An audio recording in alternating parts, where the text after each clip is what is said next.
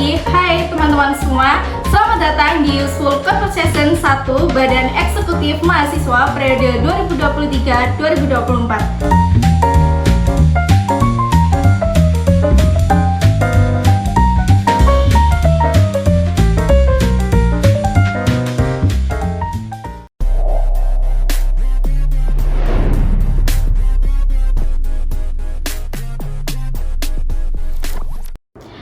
Pagi, hai teman-teman semua. Selamat datang di Useful Conversation 1 Badan Eksekutif Mahasiswa periode 2023-2024. Seperti kata pepatah, tak kenal maka tak sayang. Boleh dong kita kenalan dulu. Perkenalkan, saya Sabita Hadina Rasida sebagai moderator. Nah, teman-teman, untuk topik kita hari ini sangat bermanfaat, yaitu Split One Period with DPM dan BEM periode 2023-2024. Sesuai dengan tema yang saya bacain, kita kedatangan bintang tamu nih yang sangat spesial, yaitu dari DPM dan BEM periode 2023-2024. Kalian pada penasaran gak sih siapa bintang tamunya? Langsung saja kita sambut, ada Kak Yananta dan Kak Fadil. Say hi dulu dong, Kak. Hai. Oke, mungkin kita langsung saja perkenalan dari Kak Yananta. Oke, baik, terima kasih Kak Savita. Sebelumnya perkenalkan, nama saya Yananta Madika. Di sini saya selaku Presiden Komisaris Dewan Perwakilan Mahasiswa periode 2023-2024. Selanjutnya lanjut dari Kak Fadil. Baik, terima kasih Kak Sabita. Perkenalkan, saya Fadila Berlika Anastasia selaku Presiden Direktur Badan Eksekutif Mahasiswa periode 2023-2024. Sebelumnya mau nanya nih, gimana perasaannya diundang sebagai bintang tamu episode 1 pada hari ini? Dari Kak Fadil? Dari saya tentu sangat senang ya Kak, karena diundang pada program kerja Useful Conversation yang dimana kita bisa sharing-sharing mengenai kegiatan di dalam suatu organisasi. Lalu dari Kak Yananta, gimana perasaannya? Kalau dari saya pribadi pastinya juga sangat senang. Jadi semoga harapannya dari yang kita lakukan sekarang ini, apa yang sudah kita ceritakan dapat diketahui orang lain dan juga mungkin dapat memberikan juga pengalaman untuk orang lain juga. Kak Yananta dan Kak Fadil, gimana kabarnya nih? Kan di Surabaya kan lagi panas-panasnya. Panas lagi kan kita tugasnya semester 5 kan banyak. Bisa dijawab dari Kak Yananta, dilanjut ke Kak Fadil. Oke, baik, terima kasih Kak Savita. Kalau untuk kabarnya sekarang lagi baik. Teman, karena memang lagi udah disebut lagi panas-panasnya juga banyak kegiatan, mungkin yang penting lagi jaga-jaga kesehatan aja sih. Dari saya juga alhamdulillah kabarnya baik, yang dimana kan sekarang di Surabaya juga jarang hujan ya Kak, kan pasti kita juga harus menjaga stamina kita biar kita itu bisa tetap beraktivitas, kayak gitu aja sih. Hari ini kan masuk weekend ya Kak. Aku mau ucapin terima kasih banyak kepada Kak Yananta dan Kak Fadil udah meluangin waktunya dalam episode 1 Yuskon. Nah, sebelum ke tempat podcast, Kak Yananta dan Kak Fadil, apakah ada acara lain? Oke, baik, mungkin saya ingin jawab terlebih dahulu. Untuk acara lain mungkin untuk sekarang belum ada, karena juga ini acara yang pertama dan juga di pagi hari. Mungkin setelah kegiatan ini baru ada kegiatan lain. Kalau dari saya kebetulan tidak ada acara apa-apa Kak, karena memang sedang mengosongkan jadwal di kegiatan lain untuk kepentingan program kerja di Useful Conversation ini sendiri. Wah, terima kasih banyak nih menyempatkan waktunya Kak Yananta dan Kak Fadil. Aku mau nanya nih, Kak Yananta dan Kak Fadil kesibukannya sehari-hari apa aja? Kalau dari saya mungkin cuman kegiatan magang aja sih Kak. Selain kegiatan magang juga mungkin di kegiatan organisasi BEM yang dimana saya sendiri kan menjadi presidir di sini. Jadi saya juga memantau kegiatan-kegiatan anggota saya demi program kerja ini berjalan dengan baik. Oke, kalau dari saya pribadi untuk kesibukannya sekarang mungkin berkuliah, karena saya juga masih ada berkuliah juga. Lalu juga sama seperti Kak Fadila, saya sebagai Preskom, jadi masih ada terlibat dalam organisasi. Lalu saya juga masih mengikuti magang dan juga yang terakhir lagi mengikuti program studi independen. Tadi kan udah disebutkan Kak Yananta ini sebagai Presiden Komisaris dan Kak Fadil ini sebagai Presiden Direktur, yang mana jabatan tertinggi organisasi yang ada di Perbanas.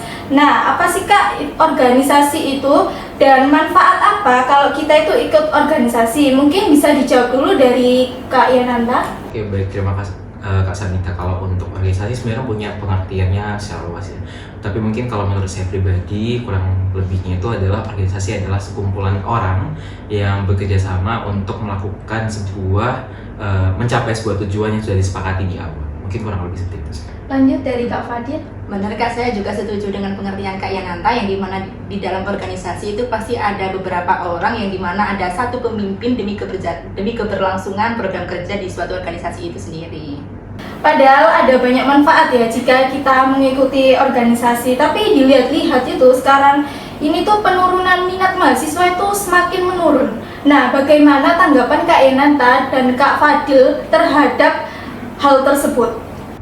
Mungkin terkait minat bakat yang kurang itu mereka belum mengetahui apa saja sih manfaat dalam kita mengikuti organisasi. Padahal kan dengan kita berorganisasi kan kita juga bisa menambah pengalaman. Selain menambah pengalaman juga kita bisa menambah relasi pertemanan, mendapatkan informasi-informasi dari luar, dan juga kita bisa memiliki sudut pandang yang lebih luas terkait itu Kak. Kalau menurut pandangan dari Kak Yananta gimana?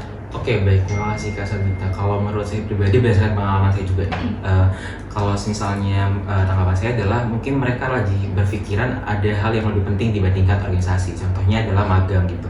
Padahal kalau misalnya kita teliti lebih dalam, sebenarnya dari magang dan juga organisasi itu punya dampak positifnya masing-masing, yang misalnya kalau kita mengikuti keduanya itu bisa menjadi salah satu kelengkapan yang baik juga. Jadi kalau menurut saya sendiri sebenarnya tidak ada salahnya untuk bergabung ke dalam sebuah organisasi. Seru loh teman-teman ikut organisasi, jadi jangan ragu ya. Dan bisa nih mengikuti jejak dari Kak Fadil dan Kak Yananta sebagai Presiden Komisaris dan Presiden Direktur. Nah, boleh nih diceritakan dari Kak Yananta dan Kak Fadil bagaimana rasanya diberi amanah sebagai Presiden Direktur dan Presiden Komisaris, dan motivasi masuk BEM DPM. Bisa dijawab dari Kak Fadil?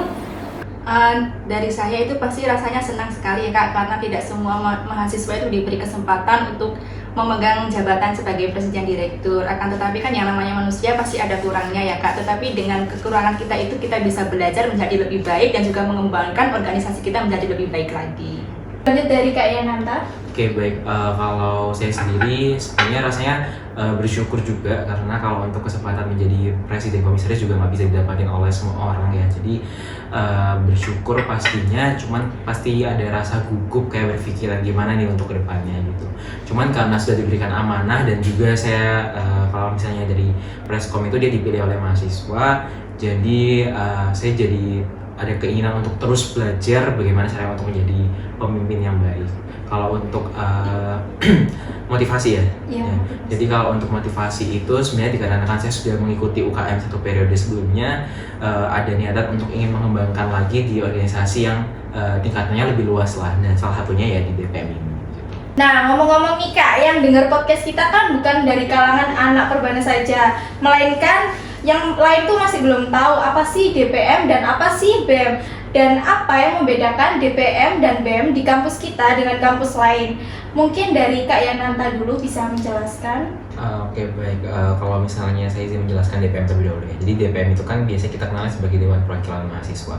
Nah, untuk pengertiannya itu kurang lebihnya adalah DPM itu bisa dijadikan sebagai wadah yang dapat digunakan oleh mahasiswa dalam menyalurkan atau juga menampung aspirasi dan juga ide yang mana dia dapat digunakan untuk keberlangsungan atau juga keberlanjutan dari kegiatan kemahasiswaan. Lalu kalau untuk yang membedakan, kalau di DPM itu sama DPM yang lain mungkin itu dia, kalau di DPM kita itu menggunakan sistem perusahaan. Jadi kalau di DPM itu dia disamakan dengan yang namanya komisaris. Jadi mulai dari strukturnya DPM itu ada namanya presiden komisaris, ada bendahara komisaris, dan juga di divisinya pun ada komisaris 1 internal, komisaris 2 eksternal, dan lain sebagainya. Kalau menurut dari Kak Fadil gimana? Lalu kalau untuk BEM itu kan organisasi terbesar kedua setelah DPM ya Kak. Jadi susunan organisasi di Perbanas itu mulai yang tertinggi itu dari DPM, lalu yang kedua itu dilanjut BEM, yang dimana BEM ini juga menganut sistem perusahaan yang dimana dipimpin seseorang yang bernama presiden direktur. Lalu untuk susunan keanggotaannya sendiri itu juga seperti perusahaan Kak, yang dimana ada bendahara presiden direktur, sekretaris presiden direktur, ada penjaminan mutu. Dan yang membedakan BEM Perbanas dengan kampus lain kan, yang di kampus lain pasti menganut sistem kabinet ya Kak, pemerintahan. Karena di Perbanas mengingat tidak ada jurusan ataupun prodi hukum, sehingga di Perbanas itu menganut sistem perusahaan itu tadi.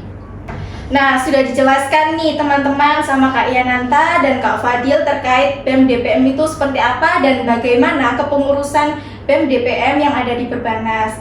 Lalu bagaimana BEM dan DPM ini yang ideal dalam satu kepengurusan ke depan, atau apa yang ingin dicapai oleh Kak Yananta dan Kak Fadil dalam mengelola BEM dan DPM 1 periode ke depan? Mungkin bisa dijawab dari Kak Fadila. Kalau menurut saya, kepengurusan yang ideal yaitu kepengurusan yang seluruh anggotanya itu bisa bertanggung jawab atas amanah yang telah diberikan dan juga bisa mengembangkan organisasi menjadi lebih baik lagi. Lalu untuk capaian-capaian yang ingin kita sampai dan juga kita capai nantinya, yaitu terkait program kerja yang masih diperlukan adanya perbaikan, nanti di periode kami akan kita tinjau ulang lebih baik lagi, dan juga untuk program kerja yang tidak terlaksana di periode sebelumnya akan kita laksanakan di tahun ini dan juga semoga bisa terrealisasikan di periode sekarang. Lalu kalau menurut dari Kak Yananta bagaimana? Kalau dari saya pribadi untuk kalau ditanya misalnya untuk kepengurusan yang ideal selama 1 periode ke depan, dari sisi pribadi ingin untuk dari DPM ini sendiri tetap konsisten dan juga terus bisa mempertahankan eksistensinya sebagai salah satu organisasi mahasiswa di universitas yang berorganisasi ini. Lalu juga ingin juga untuk kedepannya bisa terus berinovasi dan juga berkolaborasi. Lalu yang terakhir adalah mengingat bahwa sekarang sudah tidak hanya organisasi di mahasiswa di Perbanas ini gak hanya fokus untuk peminat bakat, tapi melainkan juga prestasi. Jadi harapannya di DPM ini juga dapat menjadi wadah untuk para anggota menuangkan keahliannya atau mungkin prestasi, sehingga DPM ini juga banyak memberikan prestasi terutama buat kampus.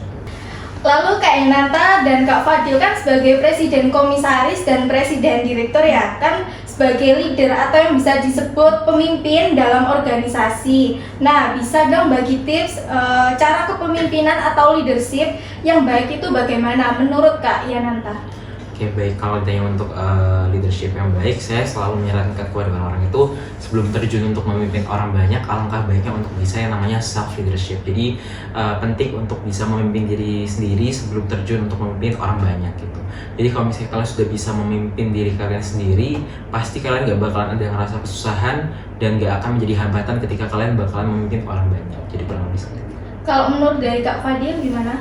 Ya, saya setuju dengan pendapat Kak Yananta yang dimana sebelum kita memimpin orang banyak kan kita pastinya harus bisa memimpin diri kita sendiri kan tidak mungkin menjadi seorang pemimpin itu asal-asalan, asal memimpin orang. Kalau pemimpinnya sendiri salah, bagaimana dengan anggotanya nanti?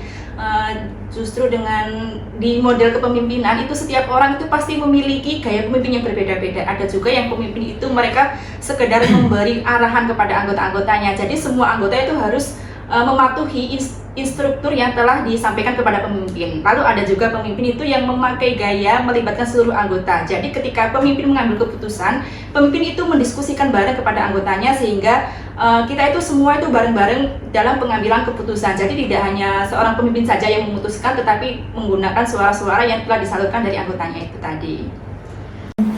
Oke, pastinya dalam berorganisasi ini kan ada program kerja ya yang dijalankan baik dari BEM maupun dari DPM. Apa aja nih program kerjanya? Bisa dijelaskan dari Kak Yananta?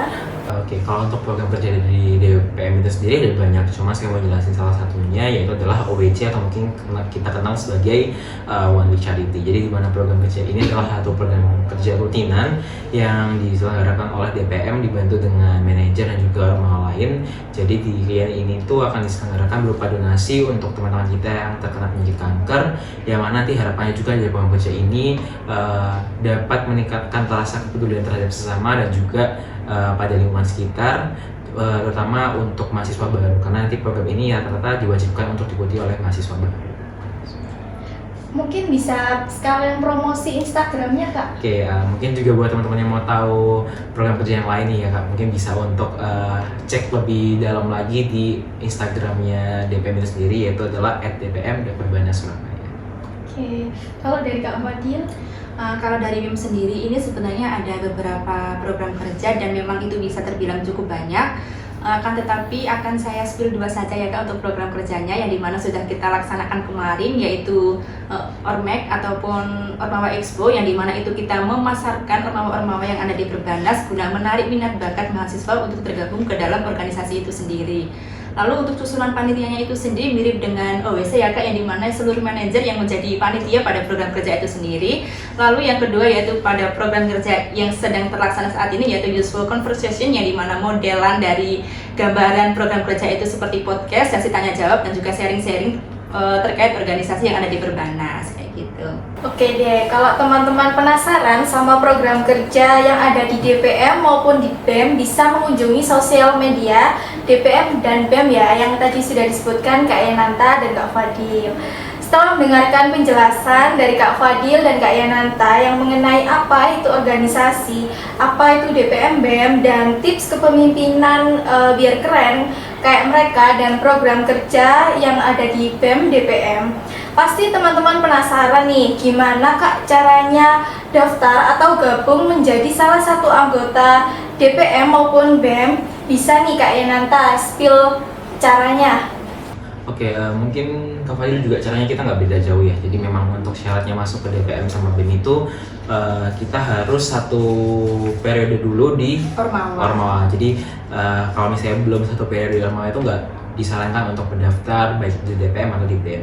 Nah, cuman yang membedakan nanti kalau misalnya mau tertarik untuk bergabung ke DPM itu nanti bakalan dilakukan oleh panitia PPU.